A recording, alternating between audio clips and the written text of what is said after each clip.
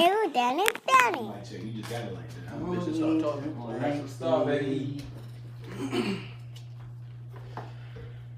You and that booty. Let me get some machine on this microphone. Yes, sir. Yes, sir. Microphone check. 1 2 1 2. Check. Can y'all check real quick? I specifically asked you, did you check? Welcome to another episode of Living Single with Dan and Danny. As always, I'm Danny. To my right is Dan. And in front of me, As always, I'm Dan. Just want to say it. you can't take my I'm using it. You can. Thank you. You just ask. In front of me is a good friend and brother, Brendan Jiles, aka DJ Jiles. What's poppin'? What's up, man? How you living? Chillin', man. Cool. He look like you on edge, like he right. nervous, like we about Listen, to come. this is a safe place, man. This is a safe zone. Where we want to talk about stories of relationships, dealing with vulnerabilities, and you have a very interesting story. Story that I personally look up to as I'm still out in. Did you ask him if he wanted to talk about anything first? Don't be rude to our guests. Do you want to hit on anything specific, or you open book, or you just chilling, bro? That's whatever. No, Wow. thank you. Thank you. Go ahead. He says whatever. I'm trying to make sure he good.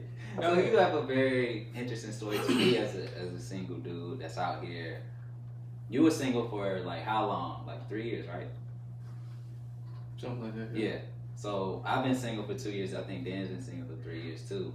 But At that time. Yeah, at the time. Trying to get me in trouble. At the time. So I really want to know, like, because you were in a long relationship, as was I, but I feel like you healed yourself and got over it to the point where now you're in a committed relationship. So I really want to talk about. Shoot. The show must go on, bro. I'm gonna fix it. Hit the mic. I did. Just let me back in. But I really want to start the show just really by you telling a little bit about your story and overcoming, heartbreak in your last relationship.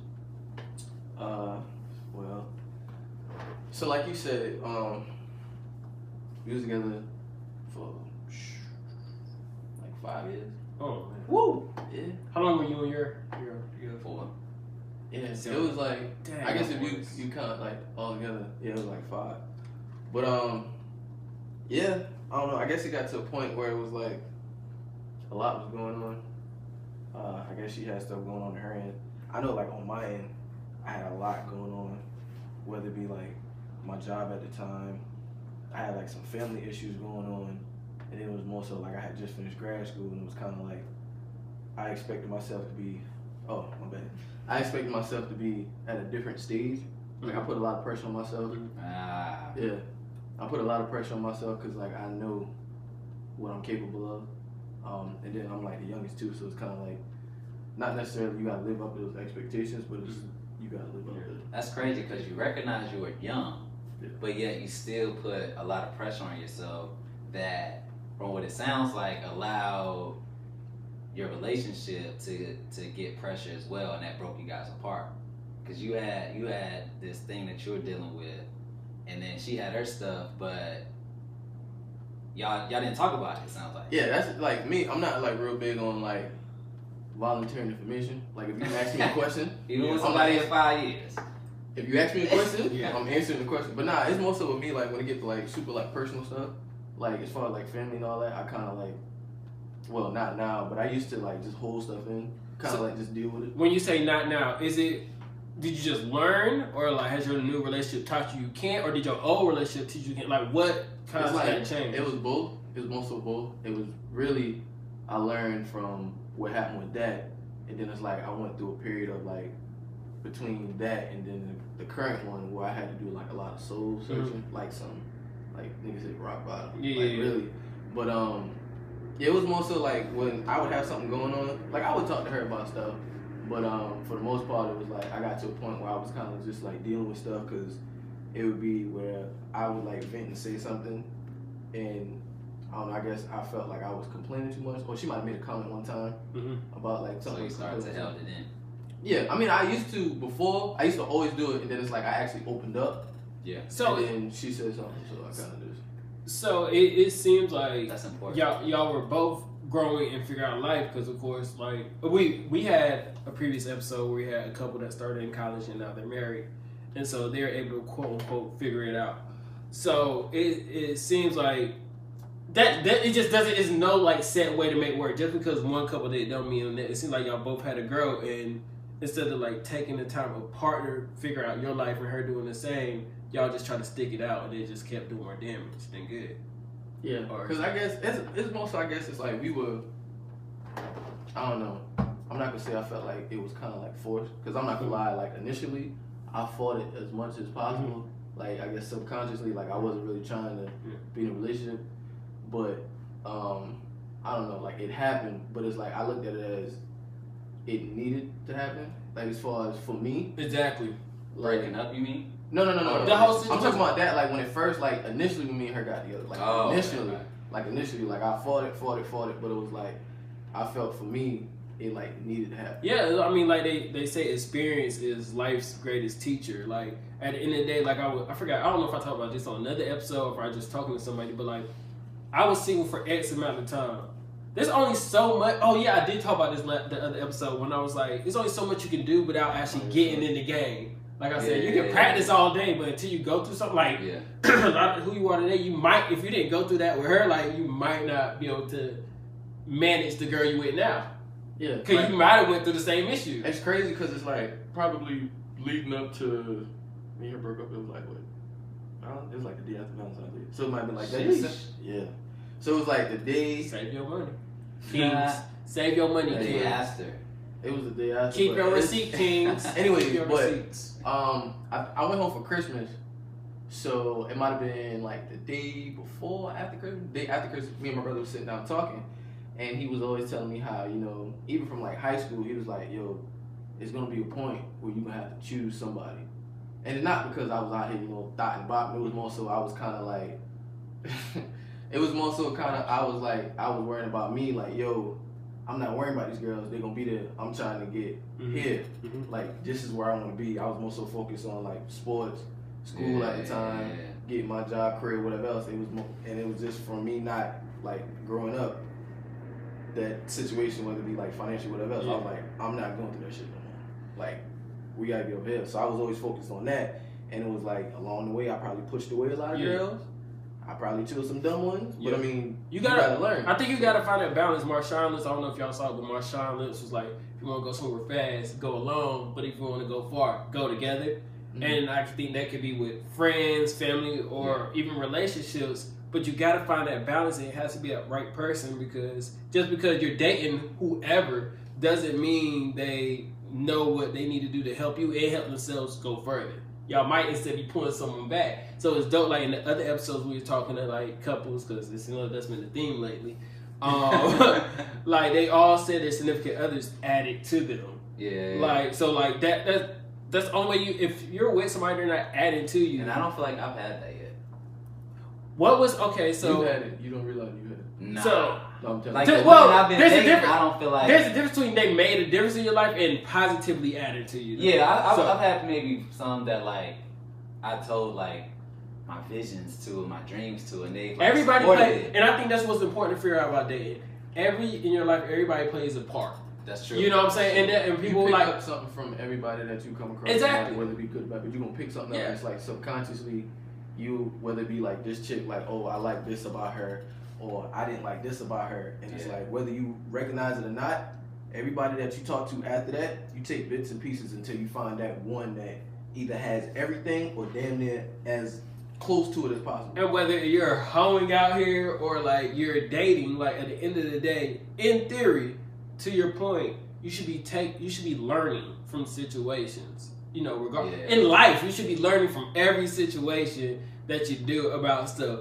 I learned from our episode with George. Listen to him when he talks, and maybe I could have been saving money 2 years sooner. You know what I'm saying? So, but again, that's communication and growth. Like again, I had to go through. It's funny how it comes full circle, like just life and stuff like that. But so not only listen to your relationships, like listen like to your friends and pay attention to what you're going through. So on that note, so we talking about growth and development and adding to people.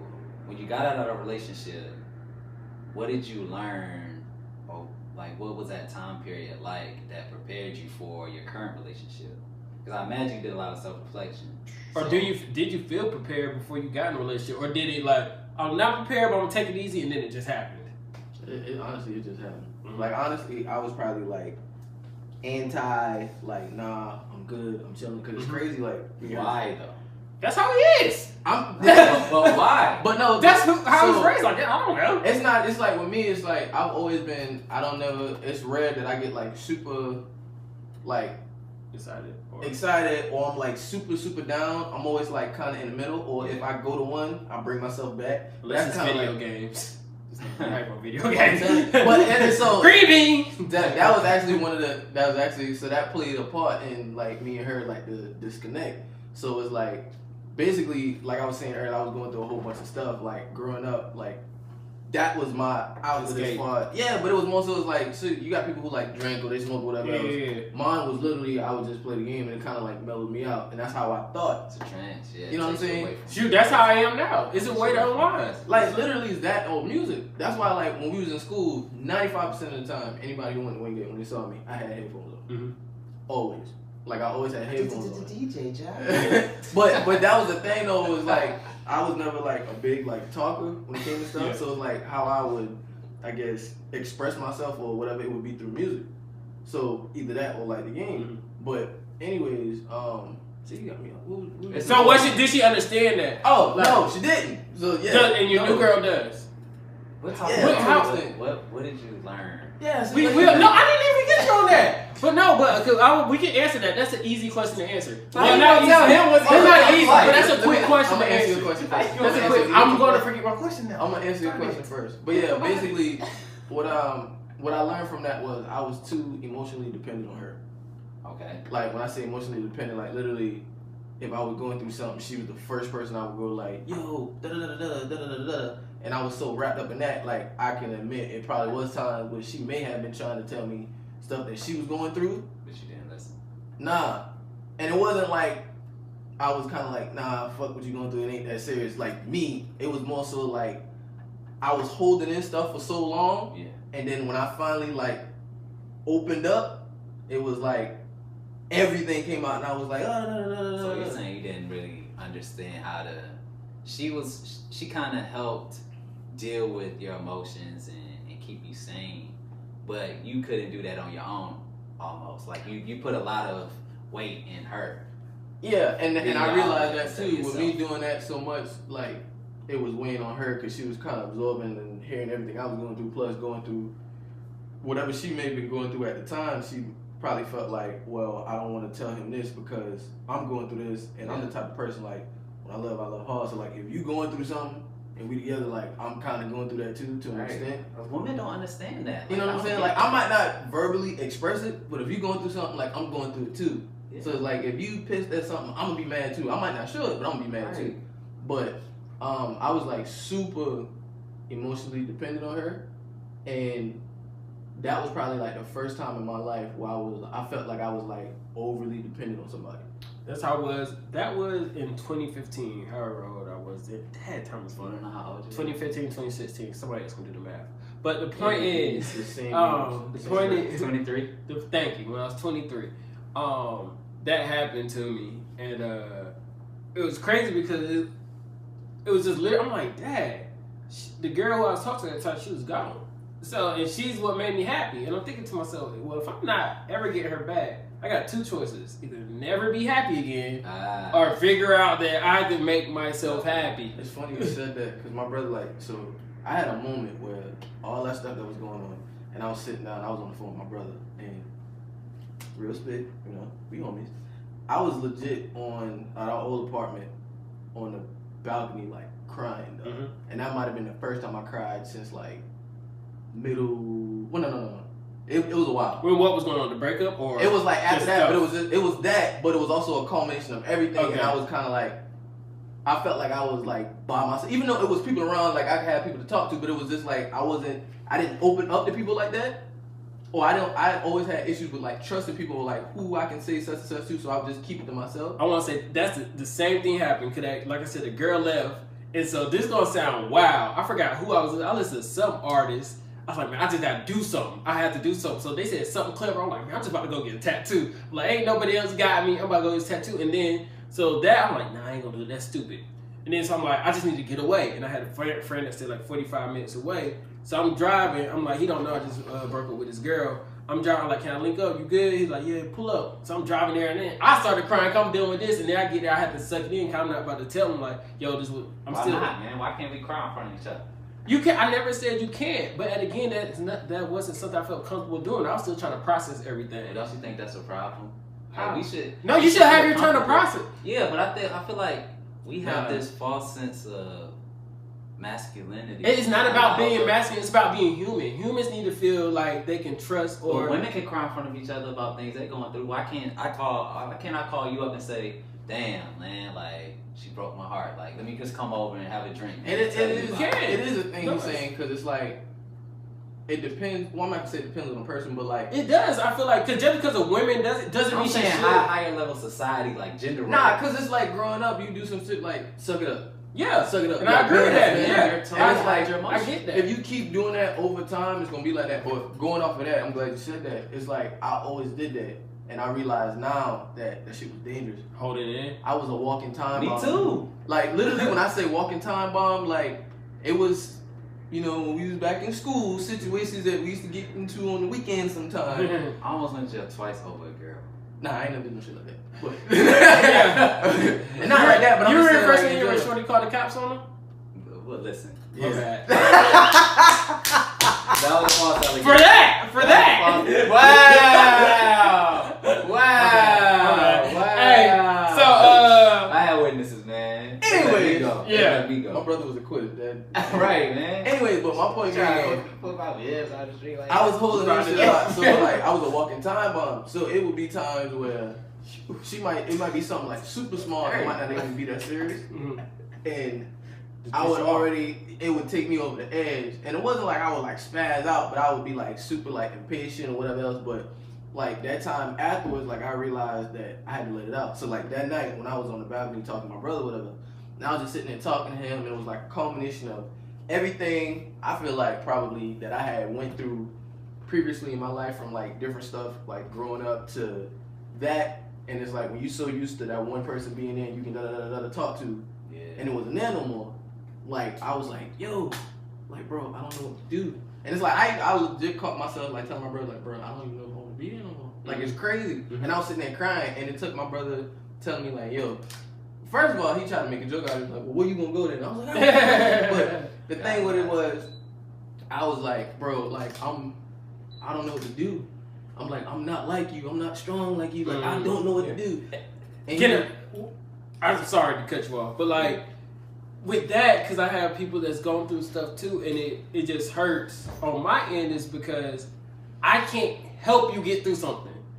I can tell you, I can talk to you, but I can't make you. You have to do all the work. So you when can help, you can't do it. Yeah, exactly. So if like he would have came to me and said like, I'm not strong like you, and I said, yes you are, you gotta believe. It's so easy to say. If you that's all you need.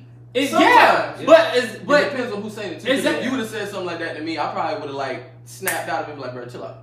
And like went back to whatever. So, but that's the point, like no matter what I want to do or how I want to help somebody, they have to help themselves. They have to. 100%. You cannot do, and that's all I'm saying. So like when you said that, I remember people have talked to me like, they look at me like I'm a certain way, like I'm not strong like you, blah blah blah. I tell them, I'm not that strong. Like so it's about but what I'm saying is you gotta communicate and be vulnerable, because people look at you and may think you perfect. You gotta open up and let them know like, hey, I had these issues too. This how I overcome it. Like I believe in myself when I got through it, and you can do it too. See, and that's the thing is like, I look at it as all that was a blessing. Like I never was really like super pessimistic, but I would look at it as like, kind of like it is what it is, but it's like everything's a lesson. This is how my grandfather taught me. So it's like I look at it as, with that, I learned that one, you can't hold stuff in, you gotta let it out. But it was more so like, if that would have never happened, I would have never like realized that I had like past traumas or whatever else from different stuff that just kept building and building and building. And when it got to there, I was like, bruh. But it's like, him basically telling me, like, when you said the two choices, he was like, you got two choices. You can either sit here and feel sorry for yourself and whine and cry, all this whatever else, or the same way how you got through the first 20 some odd years of your life, you can go through the rest of your life. The same thing. He's like, you gotta figure it out. And it's like, it literally took me that night when everything got out, and it's like, went back. I was like, all right, bro, boom, boom, boom. You know, appreciate it, love you, whatever else. Went back in the room, and I probably sat on my bed for like 45 minutes, like staring at the wall, just thinking, literally. You need that time. That's important. Listen, replaying everything. But when you was talking about like just random stuff or like music, I lie to you not. So that 2014 Forest Hills Drive, Love Yours. I listen to that song every day, at least 5 times a day. Shout out to Cole. But Cole, like for real. I listen to that song every day, like at least 5 times a day for like a year.